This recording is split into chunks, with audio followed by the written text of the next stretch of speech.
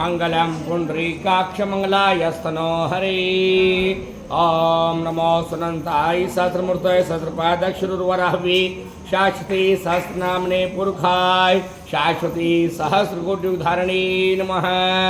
बोले श्री विष्णु भगवान की जय। तो नारद राजा कहने लगे, हे नारद जी, आप तो विष्णु भगवान के पूजन का महात्म्य सुनने का मन करता है, तो सारे को कहिए। तो नारद जी कहते हैं, किसी उपहास के तौर पर भी यदि विष्णु भगवान की पूजा की जाए तो विष्णु भगवान के लोक को प्राप्त होता है। और उसका तो कहना ही क्या, जो भक्ति पूर्वक करता है। धूम्रकेश नाम का एक राजा श्रेष्ठ गति को प्राप्त हुआ, उसकी कहानी कहते हैं। दीर्घपुर नामक गांव के अंदर कलिंद पर्वत था। उस राजा सूर्यवंश में उत्पन्न था, धर्मात्मा और सुबाहु नाम का था। ब्राह्मणों का आदर करने वाला, विष्णु भगवान का भक्त, प्रजा का पालक और पोषक था। उसके बड़े पुत्र का नाम धूम्रकेश था। वह सुंदर था। धूम्रकेश शैतान बच्चों के साथ खेला करता था। उन दुष्टों के साथ में रहकर उसकी बुद्धि भ्रष्ट हो गई। सदैव जुआ खेले, चोरी करे, छुपकर मदिरा पान करे, युवावस्था में मत्स्य मांस खाने लगा। धूर्त मनुष्य के साथ ग्रामीण औरतों पर कुदृष्टि डालता था। काम समेत होकर वह भोग करने के अयोग्य ब्राह्मण स्त्रियों को धन, बल और छल से नहीं छोड़ता था। सब कुछ राजा ने सुनकर उसे बड़ा धमकाया, किंतु उसकी क्रियाएं स्वभाव वैसे ही रहे। एक बार राजा का पुत्र गेंद खेल रहा था। गेंद को जैसे फेंका वह राजभवन में जा गिरी। उसे तलाश करने राजा का पुत्र भवन में पहुंचा। भवन में से राजा की स्त्री भी उसके रूप को देखते कामग्रस्त हो गई। उसने दूर से 2 बार राजा के पुत्र को गेंद दिखाई और हंसते हुए लज्जा भाव और मधुर वचनों से कहने लगी, हे राजपुत्र, यहाँ आइए, गेंद लीजिए, धन ले जाइए और जो कुछ चाहते हैं हम आपको देंगे। कान को सुंदर लगने वाली इस प्रकार के रानी के वचन को सुनकर तथा मधुर वचन सुनकर मूर्ख राजा का लड़का पाप को न विचारता हुआ राजभवन में जा पहुंचा और सौतेली माता के साथ रहने लगा। राजा ने अपने पुत्र के ऐसे कार्य को समझकर उसको देश निकाला दे दिया।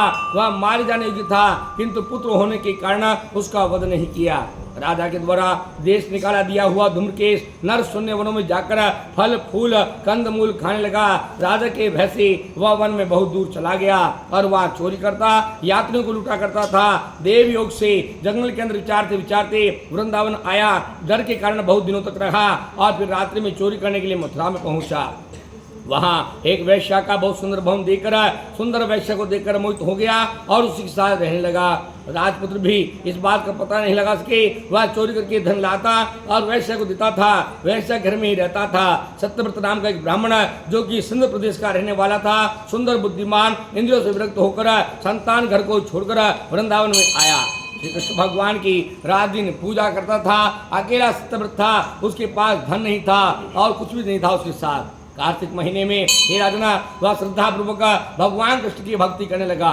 तीसरे दिन कुछ फल पत्ते कंदमूल आदि खाने लेता था। पूजा पश्चात दामोदर की स्तुति करता। सत्यव्रत कहने लगा, ऐसे भगवान हम प्रणाम करते हैं जो सच्चित और आनंद के रूप हों। शोभायुक्त कुंडल पहने, गोकुल में चमकते हुए, यशातों के उखल में बंधे हुए और यशोदा से पकड़े गए हों। कमल के समान हाथों से दोनों आंखों के आंसुओं को पोंछते हुए, बार बार श्वास लेते हुए, जिनके कंठ में 3 लकीरें खींची हुई है, 2 नेत्र वाले भगवान को प्रणाम करता हूँ।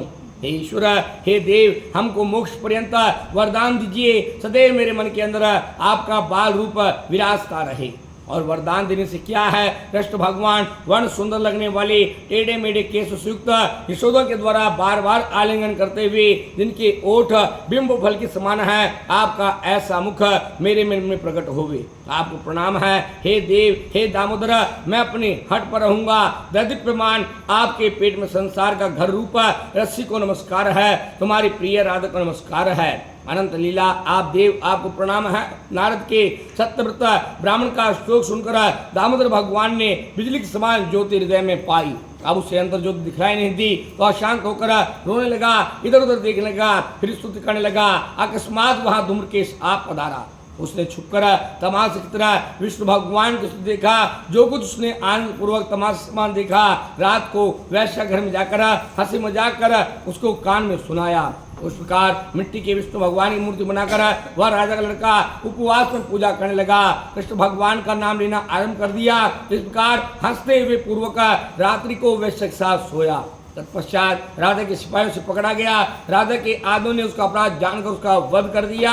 यमदूत यमराज के यहाँ ले गए। यमराज ने उसे देखा, किंतु कार्तिक के रूप में उपवास के तौर पर मथुरा के अंदर भगवान कृष्ण की स्तुति में किए कर्म को देखकर यमराज ने अपने सिंहासन से उठकर उसका आतिथ्य सत्कार किया, अर्घ आदि से उसका पूजन किया और अपने दूतों को उतारने लगा। यम कहने लगे, तुम ज्ञान भ्रष्ट हो गए हो, तुमको धिक्कार है, हमारी आज्ञा का पालन नहीं करते हो, जिसके लिए हम मना करते हैं तुम उसी को करते हो। कितने बार हमने कहा विष्णु भगवान के पूजकों के पास मत जाना, हमारे पास ये अधिकार नहीं है, हम विष्णु के भक्तों को दंड नहीं दे सकते और तुम दंड देते हो। इतना कहकर धूम्रकेश से यमराज कहने लगे, आपको बड़ा कष्ट हुआ, मथुरा के अंदर आकर आपने कृष्ण भगवान की स्तुति करी, राजा के सिपाहियों के द्वारा तुम्हें दंड दिया गया, तुम स्वर्ग पहुंचने लायक हो, पूर्व में आने के योग्य नहीं हो।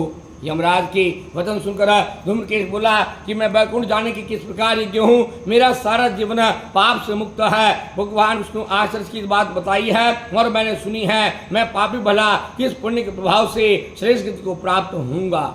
आपने मेरे ऊपर बड़ा अनुग्रह किया, पुण्य पाप के लक्षणों को मैं नहीं जानता, मैं श्रेष्ठ गति को तब पाऊंगा जबकि तुम्हारे मुख से शंका दूर होगी। हे धूम्रकेश, यमराज कहते हैं कि रोग रहित कमल के समान नेत्र हैं जिनके, ऐसे नारायण को प्रणाम करके तुम्हें धर्म के लक्षण सुनाता हूँ, सुनिए। वेद के अंदर जो कुछ वर्णित है वह धर्म है, जो निषिद्ध है वही अधर्म है। प्रवृत्ति मार्ग और निवृत्ति मार्ग दो प्रकार का धर्म होता है। फल की प्राप्ति की इच्छा और फल प्राप्ति की अनिच्छा से भी एक धर्म दो प्रकार से हो जाता है। जो पुरुष फल की इच्छा से धार्मिक कर्म करते हैं वे प्रवृत्त धर्म कहलाता है और फल की अनिच्छा का धर्म निवृत्त फल कहलाता है। राजपुत्र, एक गुप्त चीज सुनिए, जिसके की पुरुष और पुरुषों की भगवान में भक्ति होती है वही धर्म है। विष्णु भगवान कथा सुने, नाम लेवे, याद करें, पैरों का पूजन प्रणाम करें, दास्य भाव रखें, मित्रता का भाव रखें, आत्मा का निवेदन करें। इस प्रकार यह 9 भक्तियां कही गई है। जिन पुरुषों ने इस प्रकार की भक्ति की है वे मुक्ति को प्राप्त हो गए। विष्णु भगवान कथा सुनने से ही राजा परीक्षित, कीर्तन करने सुखदेव और याद करने से प्रहलाद, भजन करने से लक्ष्मी और पूजने से राजा पृथु और वंदना करने से अक्रूर और दास्य भाव से सुग्रीव और मित्र भाव से अर्जुन, आत्मा के निवेदन से बलि और उपहास में यदि कृष्ण भगवान की पूजा की जाए तो फल प्राप्त होता है। केवल नाम लेने से भी दुष्टों के पाप मुक्त हो जाते हैं। उन्हीं भगवान की स्तुति आपने की सो पहले तुम यमलोक के योग्य थे, किंतु अब बैकुंठ को जाओगी।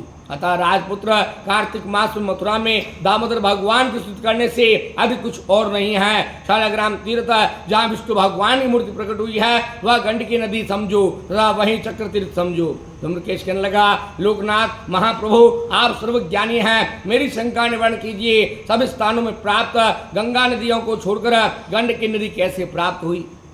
यमराज कहते हैं कि समय में वेश्या नाम के मुनि हुए थे जो गंगा के तीर्थ पर तपस्या करते रहे। लोक के सुख के लिए उन मुनि का आश्रम बहुत पवित्र सुंदर प्रकार के वृक्षों की वाला और ऋतुओं में पुष्प और फल से परिपूर्ण रहता था। वहाँ के जीवों में शत्रु भाव किसी में नहीं पाया जाता था। पूजने के लिए पुष्पों रसाल वृक्षों से सुसज्जित इस प्रकार के आश्रम में श्री मुनि को तपस्या देखकर इंद्र को डर लगा और बहुत सुंदर मंजू घोष नाम की देव कन्या को भेजा। गेंद के समान क्रीड़ा करती हुई मंजू घोष तपोवन की सुसज्जित शोभा युक्त करती हुई अपने सुगंध कोमलता से पुष्पों और पल्लवों को नीचा दिखाती हुई लज्जा हास्य के भाव से मुखमंडल लिए हुए चंचल रजनीश के समान मुख लिए हुए बारीक वस्त्र पहनकर मुनि की आंखों के सामने शोभा पा रही थी।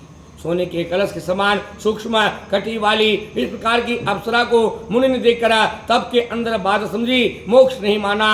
अप्सरा भी कहीं और जाने को तैयार नहीं थी और छल से प्रेम पूर्वक मुनि के पैर छूने लगी।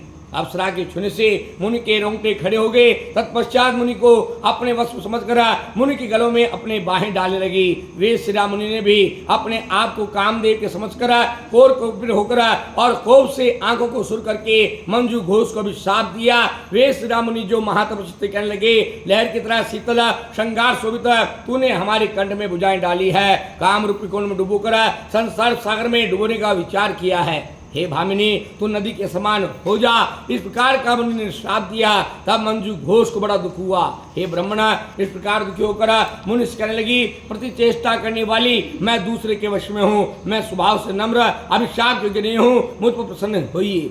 तब मुनि शांत होकर बोले कि नदी का रूप धारण करके जनार्दन भगवान को पेट में रखते हुए मनुष्य को कृतार्थ कीजिए, तेरे अंदर सालग्राम सूर्य रूपी भगवान पैदा होंगे, तुम्हारा यश तीनों लोकों में फैलेगा, ता यश मनुष्य को मुक्ति देने वाला होगा, तुम्हारी उत्पत्ति निश्चय शुभ है, हमारा श्राप वरदान से अधिक दिया गया है। जहाँ गोविंद समागम का उत्सव है और जो भगवान की भक्ति को मनुष्य को दुर्लभ है। यम कहने लगा, उसी मंजू घोषा ने नदियों में सबसे श्रेष्ठ गंडकी नदी का रूप धारण किया, जिसके अंदर विष्णु भगवान वृंदा के सात फलस्वरूप शिला बनकर प्रकट हुए। सबको सुना दिया। अब विष्णु भगवान को जाइए, यह सुनकर राजपुत्र दिव्य रूप बनकर सब पासों होकर कार्तिक के महीने में भगवान कृष्ण की थोड़ी सी पूजा से अंतत्व गत्वा श्री वैकुंठ धाम को प्राप्त हो गया। बोले श्री विष्णु भगवान की।